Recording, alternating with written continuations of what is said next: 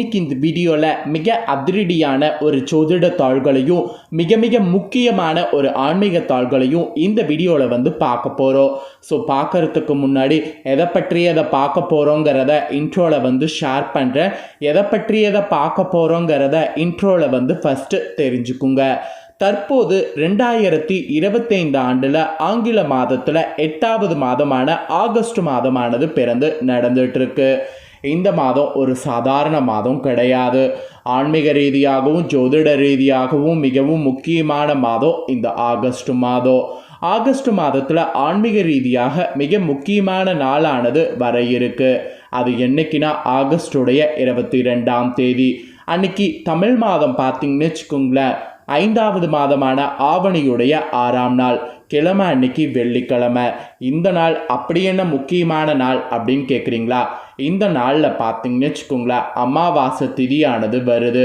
இந்த பிரபஞ்சத்தில் நல்ல அதிர்வுகள் இருக்கக்கூடிய ஒரு பாசிட்டிவிட்டியான நாள் இந்த நாள். இந்த நாளில் கிரகங்களிடையே ஏற்படக்கூடிய மாற்றங்கள் சில யோகங்களை ஏற்படுத்தும். அதனால் ஒவ்வொரு ராசிக்காரங்களுக்கும் அமாவாசைக்கு பிறகு தலையெழுத்து மாறும். அப்படி மாறக்கூடிய தலையெழுத்தை ஒவ்வொரு ராசிக்காரங்களும் தெரிஞ்சு பயனடையணுங்கிறதுனால ஒவ்வொரு ராசிக்காரங்களுக்கும் அமாவாசைக்கு பிறகு என்ன நடக்கும் அப்படிங்கிற தாள்களை ஷேர் பண்ணிட்டு வரேன். அதில் இன்னைக்கு இந்த வீடியோவில் மகர ராசிக்காரங்களுக்கு ஷேர் பண்ண போகிறேன். மகர ராசியில் பிறந்த நேயர்கள் இந்த ஒரு வீடியோவை ஸ்கிப் பண்ணாமல் பாருங்கள். உங்களோட ராசிக்கு இந்த அமாவாசைக்கு பிறகு என்ன மாதிரியான பலன் கிடைக்கும் அப்படிங்கிறத தெரிஞ்சு அதற்கேற்ப நடந்து பலன் பெறுங்க. அதுக்கு முன்னாடி இந்த அமாவாசை சாதாரண அமாவாசை கிடையாது. ஆவணி மாதத்தில் வந்திருக்கக்கூடிய சுக்கிர அமாவாசை. இந்த அமாவாசையில் முக்கியமாக உங்கள் தலையெழுத்து மாற ஒரு பரிகாரம் செய்யணும். அது என்ன பரிகாரம் அப்படிங்கிறத உங்களுக்கு சொல்கிறேன். அதை முதல்ல தெரிஞ்சுக்குங்க. அதுக்கப்புறம் உங்கள் ராசி நட்சத்திரத்துக்கு என்ன பலன் பெறுவீங்கிறத அதிரடியாக பார்க்கலாம். ஆக்சுவலி இப்போ வரக்கூடிய அமாவாசை அதிசக்தி வாய்ந்த அமாவாசை. வெள்ளிக்கிழமை அன்னைக்கு இந்த அமாவாசை திதி வருது. அது மட்டும் இல்லாமல் இந்த நாளில் சுக்கிர பகவானுக்குரிய நட்சத்திரம் சேர்ந்து இருக்குது.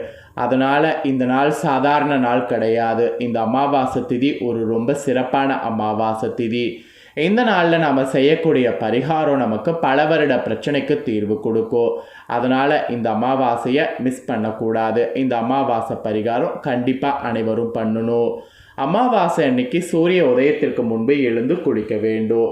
வெதுவெதுப்பான தண்ணீரில் ஒரு கைப்பிடி கல்லுப்பு ஒரு சிட்டிகை விபூதி போட்டு குலதெய்வத்துடைய பெயரை சொல்லி குளித்திடணும். அப்புறம் உங்களுக்கு தாய் தந்தையர் இல்லை என்றால் திதி தர்ப்பண காரியங்கள் எல்லாம் முறையாக செய்திடணும். அமாவாசை வழிபாட்டை தவற விடாமல் செய்ய வேண்டும். இதுதான் இந்த நாளில் செய்ய வேண்டிய முதல் விஷயம். அமாவாசைக்கு காலையில் எழுந்து சுத்தமாக குளித்து விட்டு ஒரு பெரிய வெண்பூசணி ஒன்று கடைக்கு போய் வாங்கிடணும். அதுக்கப்புறம் வேற பேசக்கூடாது. பூசணிக்காய் தரமானதாக இருக்கணும். வாங்கி வந்த பூசணிக்காயை மஞ்சள் தண்ணீரில் கழுவி 2ஆக வெட்டி ஒரு தாம்பலத்தட்டில் அல்லது ஒரு வாழை இலை மீது வைத்து உங்கள் வீட்டு ஈசானிய மூலையில் வெட்டிய பூசணிக்காயை வைக்க வேண்டும். அவ்வளவுதான் பரிகாரம். இதை அமாவாசையில் காலையில் எழுந்து குளித்து விட்டு காலை 8 மணிக்கு முன்பாக இதை வாங்கி உங்கள் வீட்டு ஈசானிய மூலையில் வைக்கணும். இதை தாய் தந்தை உள்ளவர்களும் தாய் தந்தை இல்லாதவர்களும் யார் வேண்டுமானாலும் இந்த பரிகாரத்தை செய்யலாம். ஈசானிய மூலங்கிறது உங்கள் வீட்டு சனி மூலையை தான் சொல்கிறேன். வடக்கு கிழக்கு சந்திக்கக்கூடிய இடம் இருக்குல்ல, அந்த வடகிழக்கு மூலை தான் ஈசானிய மூலை. அங்கு தரைப்பகுதியில் தான் வெட்டிய பூசணிக்காயை வைக்கணும். டேபிள் மீது வைக்கக்கூடாது. இந்த அமாவாசை அன்னைக்கு முழுவதுமே அந்த பூசணிக்காய் உங்கள் வீட்டிலே இருக்கட்டும். அமாவாசை இரவு 9 மணிக்கு மேலே அந்த வெட்டி வைத்த பூசணிக்காய் துண்டுகளை எடுத்து ஒரு கேரி பேக்கில் போட்டு கட்டி வீட்டுக்கு ஒதுக்குப்புறமாக கொண்டு போய் போட்டு விட்டு வாங்க. இல்லை குப்பை தொட்டியில் தான் போட முடியும் என்றால் குப்பை தொட்டியில் பூசணிக்காயை போட்டு வீட்டுக்கு வெளியில் கொண்டு போய் வைத்து விடுங்க. வீட்டுக்குள்ளேயே வைக்க வேண்டாம். இந்த அமாவாசை திதியில் வெட்டிய வெள்ளை நிற பூசணிக்காய் உங்கள் வீட்டில் இருந்தால் உங்கள் வீட்டில் இருக்கக்கூடிய அத்தனை எதிர்மறை ஆற்றலும் அது தன்னகத்தை ஈர்த்துக்கொள்ளும். உங்கள் வீட்டில் பிரச்சனைக்கு காரணமாக எந்த ஒரு விஷயம் இருக்கிறதோ அந்த ஒரு விஷயத்தை சரி செய்ய இந்த பூசணிக்காய் பரிகாரம் உங்களுக்கு பயனுள்ளபடி அமையும். உதாரணத்திற்கு வீட்டில் கண் திருஷ்டி இருக்குது, எதிர்மறை ஆற்றல் இருக்குது, யாரோ ஒரு நபர் உங்களுடைய வீட்டுக்கு ஏவல் பில்லி சூனியம் வச்சுட்டாங்க, வீட்டில் இருப்பவர்களுக்குள் சண்டை சச்சரவு, மன நிம்மதி இல்லை, வீட்டில் சுபகாரி தடை என்று பல வருடங்களாக உங்களை துரத்தி வரக்கூடிய அந்த ஒரு பெரும் கஷ்டத்திற்கு முற்றுப்புள்ளி வைக்க இந்த தினம் செய்யக்கூடிய எளிய பரிகாரம் உங்களுக்கு நல்லதொரு வழியை காட்டும். இந்த பரிகாரத்திற்கான பலனை அடுத்த 15 நாட்கள் நீங்கள் உணருவீங்க. நம்பிக்கை இருந்தால் இந்த பரிகாரத்தை செய்யுங்க. அது சக்தி வாய்ந்த இந்த நாளை தவற விடாதீங்க. இந்த பரிகாரத்தை மற்ற அமாவாசை நாளில் செய்வதை காட்டிலும் வெள்ளிக்கிழமை வரக்கூடிய அமாவாசையில் செய்வது மிக மிக சிறப்பு என்று சொல்லப்படுது. அதனால தான் இந்த பரிகாரம் செய்கிறது ரொம்ப நல்லது என்பதை உங்களுக்கு இவ்வளோ தூரம் ஷேர் பண்ணுறேன். இப்போ உங்களோட ராசி நட்சத்திரத்துக்கு அமாவாசைக்கு பிறகு என்ன பலன் கிடைக்குங்கிறத அதிரடியாக பார்க்கலாம் வாங்க. ஃபஸ்ட்டு மகர ராசி உத்தராடம் 2, 3, 4 பாதங்களில் பிறந்தவங்களுக்கு சொல்லப்பட்டிருக்கு. முன்னேற்ற பாதையில் நடைபெறக்கூடிய உங்களுக்கு இந்த ஆவணி அமாவாசை யோகமானதாக இருக்கும். 5வது இடத்துல சஞ்சரிக்கக்கூடிய குரு பகவான் உங்கள் நிலையில் முன்னேற்றம் ஏற்படும். செல்வாக்கு அதிகரிக்கும். பிள்ளைகளால் பெருமை உண்டாகும். ஒரு சிலருக்கு குழந்தை பாக்கியம் கிடைக்கும். தொழில் வியாபாரம் லாபம் அடையும். போட்டியாளரால் ஏற்பட்ட நெருக்கடிகள் நீங்கும். வரவேண்டிய பணம் வரும். உத்தியோகத்தில் இருப்பவருடைய கோரிக்கை நிறைவேறும். ராகுவும் கேதுவும் உங்களுடைய முயற்சிகளை வெற்றியடைய வைப்பாங்க.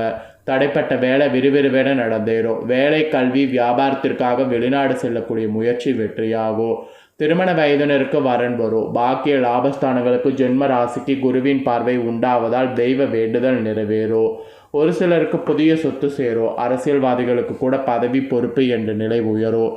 புதிய நட்பால் உங்கள் மனம் மகிழும். மாதம் ஃபுல்லுமே இந்த அமாவாசைக்கு பிறகு சுக்கிரன் சஞ்சார நிலை சாதகமாக இருக்கும். அதிர்ஷ்ட வாய்ப்பு வரும். பொன்பொருள் சேரும். கணவன் மனைவிக்குள் இணக்கம் உண்டாகும். விவசாயிகள் எதிர்பார்ப்பு நிறைவேறும். உயர்கல்வி பயிலக்கூடிய மாணவர்களுக்கு படிப்பில் இன்ட்ரெஸ்ட் அதிகரிக்கும். ஸோ இந்த நட்சத்திரத்தில் பிறந்தவங்களுக்கு இதுதான் பலன். இதற்கேற்ப நடந்து பலனடைங்க என்பது குறிப்பிடப்பட்டிருக்கு. நெக்ஸ்ட்டு திருவோணமில் பிறந்த மகர ராசிக்கு சொல்லப்பட்டிருக்கு. இதில் பிறந்தவங்களுக்கு இந்த அமாவாசைக்கு பிறகு என்ன நடக்குங்கிறத சொல்கிறேன், நோட் பண்ணிக்கோங்க. நீதி நேர்மையே வாழ்க்கை என வாழ்ந்து வரக்கூடிய உங்களுக்கு இந்த ஆவணி அமாவாசைக்கு பிறகு யோகம்தான். ராகுவால் மேற்கொள்ளக்கூடிய முயற்சி வெற்றியாகும். தைரியமாக செயல்பட்டு மற்றவரால் முடிக்க முடியாத வேலைகளை முடிப்பீங்க. நீங்களே நினைத்து பார்க்க முடியாத இடத்திற்கு உங்கள் நிலை உயரும்.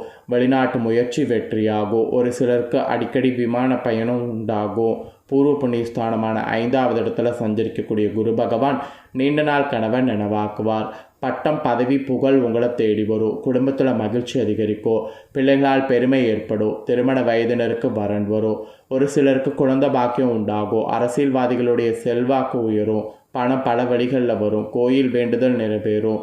தொழில் வியாபார விருத்தியாகும். பணியாளர் ஒத்துழைப்பு அதிகரிக்கும். உத்தியோகத்தில் இருப்பவர்களுக்கு எதிர்பார்த்த இடமாற்ற பதவி உயர்வு கிடைக்கும். செவ்வாயால் உடல்நிலையில் இருந்த பாதிப்பு விலகும். எதிர்ப்புகளும் போட்டியும் நீங்கும். இழுபறியாக இருந்த விவகாரம் முடிவுக்கு வரும். உங்களுக்கு புதன் சாதகமாக சஞ்சரிப்பதால் புதிய சொத்து சேரும். மாணவர்களுக்கு படிப்பில் அக்கறை அதிகரிக்கும். ஆசிரியர்களுடைய ஆலோசனைகளை இருக்கணும். இந்த நட்சத்திரத்தில் பிறந்தவங்களுக்கு இதுதான் பலன். இதற்கேற்ப நடந்து பலன் பெறுங்க. நெக்ஸ்ட்டு அவிட்ட 1, 2 பாதங்களில் பிறந்த மகர ராசிக்கு சொல்லப்பட்டிருக்கு. உங்களுக்கு என்னங்கிறத தெரிஞ்சுக்குங்க. நிதானமோடு வாழ்ந்து வரக்கூடிய உங்களுக்கு இந்த ஆவணி அமாவாசை முன்னேற்றமாக இருக்கும். உங்கள் நட்சத்திரநாதன் குருவோடு இணைந்து செயல்களில் லாபத்தை உண்டாக்குவார். உடல்நிலையில் ஏற்பட்ட பாதிப்பு நீங்கும். தொழில் வியாபாரத்தில் குறுக்கிட்ட போட்டியாளர்களை பலம் இழப்பீங்க. உங்கள் முயற்சிகளில் வெற்றியும் செயல்களில் லாபமும் உண்டாகும். அசத்தியமான துணிச்சலோடு செயல்பட்டிங்கன்னா நினைப்பதை நடத்தி முடிக்க முடியும். குரு பகவானின் சஞ்சார நிலையும் பார்வைகளும் உங்கள் நிலை மேலும் உயர செய்யும். வியாபாரத்தில் லாபம் அதிகரிக்கும். எதிர்ப்புகளை பூர்த்தி ஆக்கி கொள்ளலாம். அப்புறம் மெயினாக தடைகளை எல்லாமே தாண்டி தொழிலில் முன்னேற்றம் அடைவீங்க. உத்தியோகத்தில் இருப்பவர்களுக்கு எதிர்பார்த்த இடமாற்ற பதவி உயர்வு உண்டாகும். அரசியல்வாதிகளுக்கு புதிய பொறுப்பு கிடைக்கும். குழந்தை பாக்கியத்திற்காக இயங்கியவர்கள் கனவு நனவாகும். திருமண வயதினருக்கு தகுதியான வரன் வரும். மாணவர்களுக்கு படிப்பில் இன்ட்ரெஸ்ட் அதிகரிக்கும். தம்பதிகளுக்குள் இருந்த பிரச்சனை விலகும். ராகுவின் அருளால் நினைப்பதை நினைத்தபடி செய்து வெற்றி அடைவீங்க. சகோதரர்கள் உங்களுக்கு உறுதுணையாக இருப்பாங்க. விவசாயத்தில் எதிர்பார்த்த ஆதாயம் உண்டாகும். சுக்கிரன் சஞ்சாரம் சாதகமாக இருப்பதால் இந்த டைம் யோகமாக இருக்கும். ஸோ உங்களோட நட்சத்திரத்துக்கு இந்த அமாவாசைக்கு பிறகு இதுதான் பலன் என்பது குறிப்பிடப்பட்டிருக்கு. ஸோ இந்த ஆவணி அமாவாசைக்கு பிறகு உங்களோட நட்சத்திரத்துக்கு ஏற்ப என்ன மாதிரியான பலனை நீங்கள் பெறுவீங்களோ அதை தெளிவாக இந்த வீடியோவில் ஷேர் பண்ணிட்டேன். ஷேர் பண்ணதை நீங்கள் உங்களோட ராசிக்கு தெரிஞ்சிருப்பீங்க. தெரிஞ்சதுக்கேற்ப நடந்து பலன் பெறுங்க. நீங்கள் இதை பார்த்து பலனடைஞ்சது போல் உங்கள் ஃப்ரெண்ட்ஸ் ஃபேமிலியில் இருக்கிறவங்களும் பார்த்து பலனடையணும்னு நினச்சிங்கன்னா வீடியோ லைக் பண்ணி ஷேர் பண்ணுங்கள். இந்த வீடியோவை உங்கள் ஃப்ரெண்ட்ஸ் ஃபேமிலியில் இருக்கிறவங்களும் பார்க்கட்டும். அவங்களும் மகர ராசிக்காரங்களாக இருந்தாங்கன்னா இந்த முக்கியமான தாள்களை இந்த வீடியோ மூலிமா தெரிஞ்சு இதற்கேற்ப நடந்து பலனடையட்டும். ஸோ கண்டிப்பாக வீடியோ லைக் பண்ணி ஷேர் பண்ணுங்கள். உங்கள் ஃப்ரெண்ட்ஸ் ஃபேமிலியில் இருக்கிறவங்களும் பார்த்து பலனடையட்டும். இதே போல் புதிய அப்டேட்டான நிறைய வீடியோ நம்ம சேனலில் போடப்படும். அதே எல்லாமே உடனுக்குடனே தெரிந்து கொள்ள நம்ம சேனல் பிடிச்சிருந்ததுன்னா சப்ஸ்கிரைப் பண்ணலன்னா சப்ஸ்கிரைப் பண்ணி பெல் பண்ண ப்ரெஸ் பண்ணி வச்சுக்கோங்க. சப்போர்ட் பண்ணுங்கள். நெக்ஸ்ட்டு வேறொரு இன்ட்ரெஸ்டான ஜோதிட தாள்களோட புதிய வீடியோவில் வந்து சந்திக்கிறேன். தேங்க்யூ.